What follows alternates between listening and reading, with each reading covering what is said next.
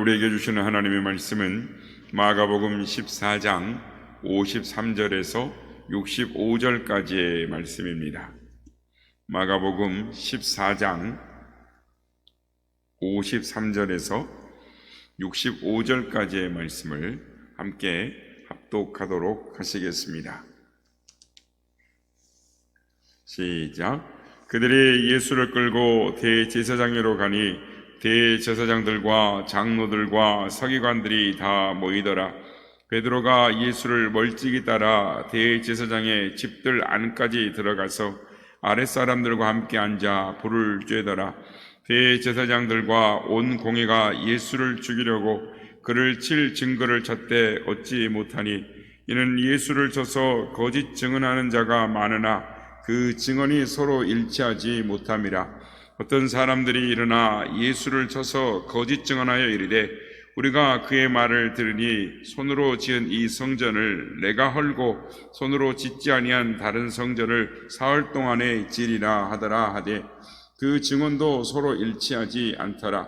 대제사장 가운데 일어서서 예수에게 물어 이르되 너는 아무 대답도 없느냐? 이 사람들이 너를 치는 증거가 어떠하냐 하되 침묵하고 아무 대답도 아니하시거늘 대제사장이 다시 물어 이르시되 내가 찬송받을 이의 아들 그리스도냐? 예수께서 이르시되 내가 그니라. 인자가 권능자의 우편에 앉은 것과 하늘 구름을 타고 오는 것을 너희가 보리라 하시니 대제사장이 자기 옷을 찢으며 이르되 우리가 어찌 더 증인을 요구하리요? 그 신성 모독하는 말을 너희가 들었도다. 너희는 어떻게 생각하느냐 하니 그들이 다 예수를 사형에 해당한 자로 정죄하고 어떤 사람은 그에게 침을 뱉으며 그의 얼굴을 가리고 주먹으로 치며 이르되 선지자 노릇을 하라 하고 하인들은 손바닥으로 치더라. 아멘. 할렐루야. 오늘도 우리 예배 가운데 함께 하신 주님을 찬양합니다. 그리고 새벽을 깨워 기도의 향연으로 예배의 자리에 나오신 우리 성도님, 그리고 오늘도 눈으로 인해서 가정에서 유튜브로 예배한 우리 성도들 모두에게 하나님의 은혜와 평강이 함께 하시길 기원드립니다. 오늘 본문은 예수님이 신문을 당하시는 이 광경을 이렇게 담고 있습니다.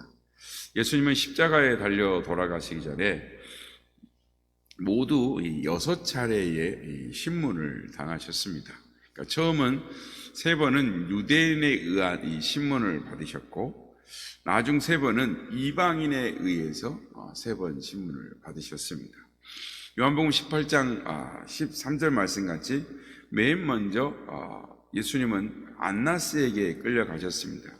그 후로 오늘 본문에 나와 있는 대제사장 가야바에게 또 끌려가셨습니다.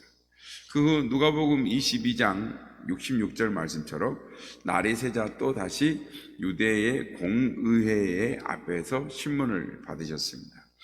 이로써 유대인의 신문이 끝났습니다.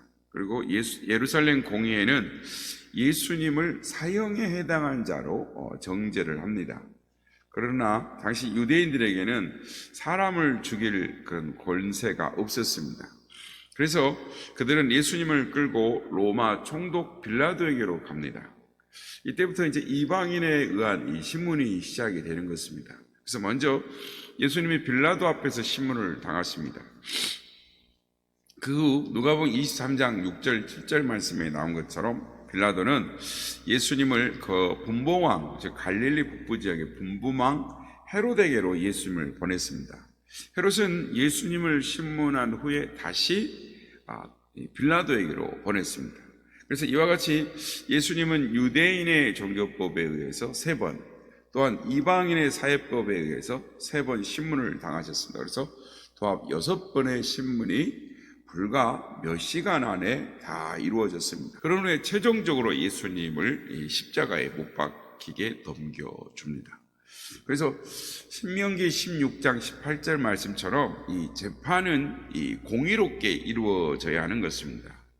이를 위해서 재판은 다 공개되어져야 하고 또 재판을 받는 당사자는 변호받을 수 있는 기회가 보장되어야 하는 것입니다. 그리고 불리한 증거가 제시될 때는 2사람 이상의 참 증인이 있어야 했습니다. 그러나 예수님의 경우에는 이 모든 사항들이 철저하게 이 외면을 당했습니다. 비록 예수님이 6번을 신문을 당하셨다고 하셨으나 그 모든 신문이 불법적으로 행해졌습니다. 예수님은 불의한 재판을 받으시고 십자가에 처형당하셨습니다. 오늘 본문을 통해서 이 사실을 확인하게 될 것입니다. 그러면 오늘 본문을 좀 더 자세하게 살펴보도록 하겠습니다. 말씀을 통해서 예수님이 그때 받으셨던 그 상황을 더 깊이 알므로 말미암아 예수님을 더 사랑하는 우리가 되기를 원합니다. 예수님은 겟세마네 동산에서 잡히신 후에 대제사장 안나스에게로 끌려가셨습니다. 오늘 보면 53절 말씀, 그들이 예수를 끌고 대제사장에게로 가니 대제사장들과 장로들과 서기관들이 다 모이더라. 겟세마네 동산에서 가룟 유다의 입맞춤으로 시작해서 예수님을 이제 팔아 넘겼습니다. 가룟 유다는 이 대제사장들과 이 서기관들에서 파송된 무리들을 예수님을 결박해서, 그때 이 군대는 로마의 군대와 유대의 성전 경비대를 말하는 것입니다. 그래서 요한복음 18장 12절 13절 말씀같이 무리는 예수님을 결박한 채 먼저 이 안나스에게로 끌고 갔습니다. 안나스는 그 해의 대제사장 가야바의 이 장인이었습니다. 우리가 예수님을 안나스에게로 끌고 간 것은 그가 배후에서 조종하는 실세였기 때문이었습니다. 안나스는 본래 이 대제사장이었습니다. 그런데 율법에 따르면 대제사장은 종신직입니다.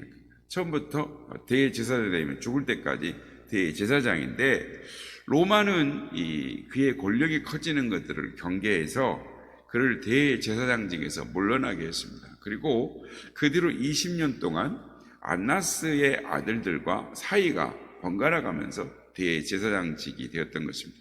따라서 비록 안나스가 지금 대제사장은 아니라 할지라도 배후에서 여전히 막강한 영향력을 행사하고 있었습니다.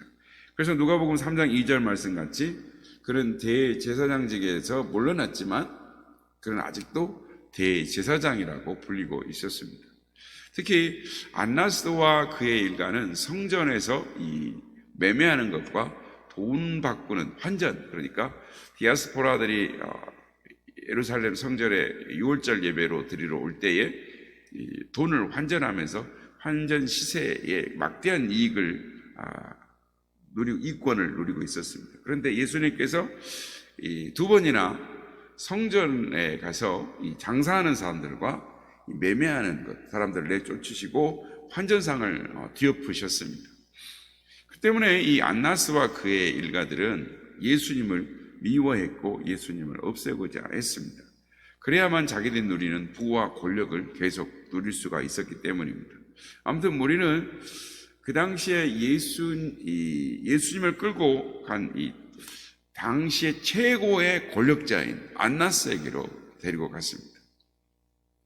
요한복음 18장 19절 말씀에 보면 대제사장이 예수에게 그의 제자들과 그의 교훈에 대하여 물으니라고 말합니다. 그래서 여기에서 대제사장은 이 안나스를 가리키는 것입니다. 그는 대제사장직에 물러났지만 여전히 대제사장이다라고 불리고 있었던 겁니다. 예수님은 안나스에게 첫 번째 신문을 당하셨습니다. 물론 안나스는 예수님을 신문할 권한이 없었습니다. 그럼에도 불구하고 그는 예수님을 신문하기 시작했습니다. 안나스는 예수님에게 그의 교훈과 그의 제자들에 대해 물었습니다. 이것은 내 죄를 알렸다라는 식의 이 신문이었습니다. 예수님이 전혀 범죄의 사실이 없었습니다. 그러니까 그 자리에서 예수님의 죄를 입증할 만한 무슨 증거나 증인이 있을 리가 만무했습니다. 그래서 따라서 안나스는 예수님이 스스로 자백할 것으로 유도하는 유도신문을 할 수밖에 없었던 것입니다. 그런데 요한복음 18장 20절 말씀 보면 예수께서 대답하시되 내가 들어놓고 세상에 말하였노라. 모든 유대인들이 모이는 회당과 성전에서 항상 가르쳤고 은밀하게 아무것도 말하지 아니하였거늘이라고 말씀합니다.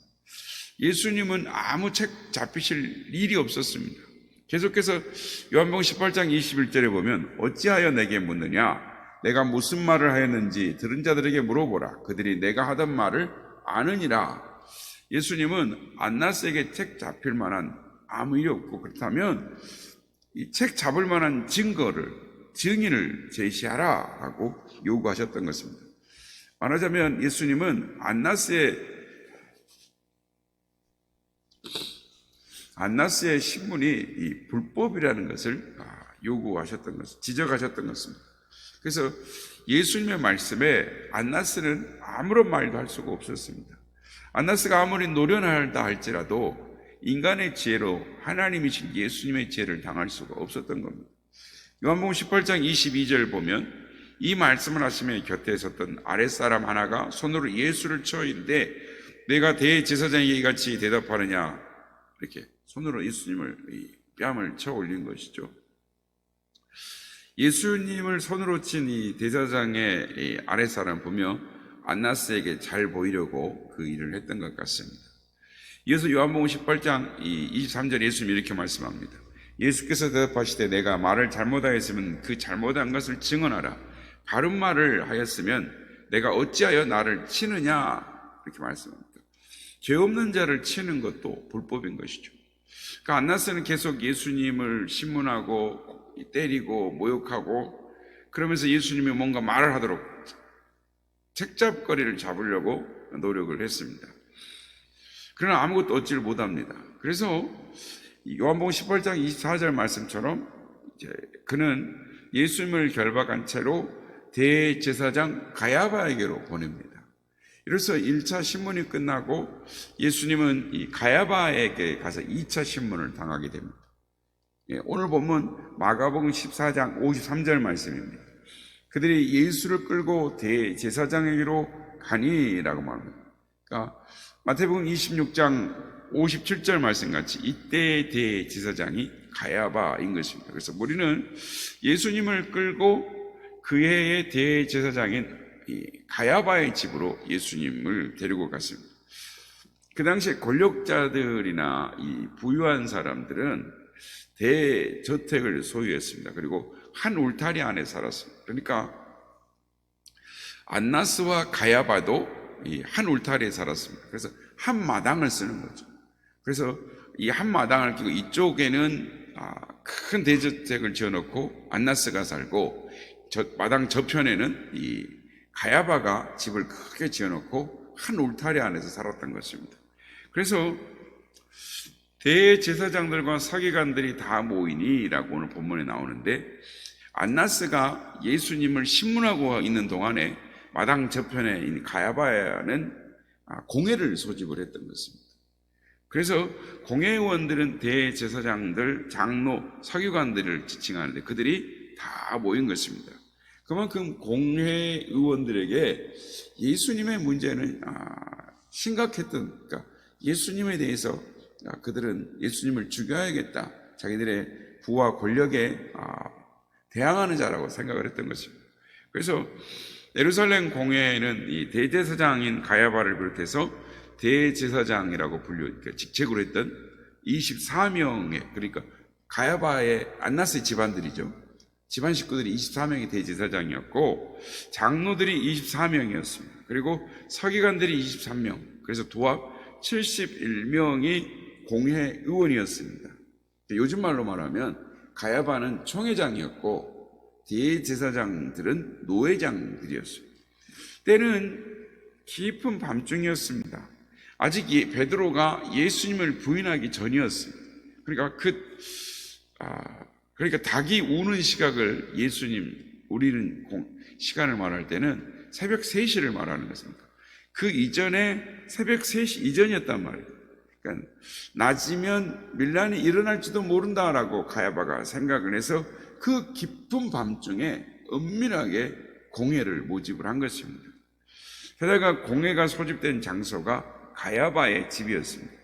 본래 이 공회의 공식적인 모임을 가지려면 예루살렘 성전 안에서 하게 되어 있었습니다.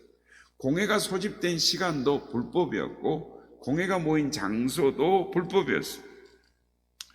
사랑하는 여러분, 예수님이 결박당하신 채로 안나스 대제사장에게로 또 가야바에게로 끌려가셨습니다.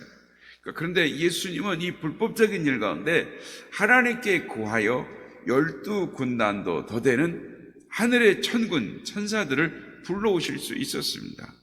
그래도 예수님은 이 모든 일을 묵묵히 받아들이셨습니다.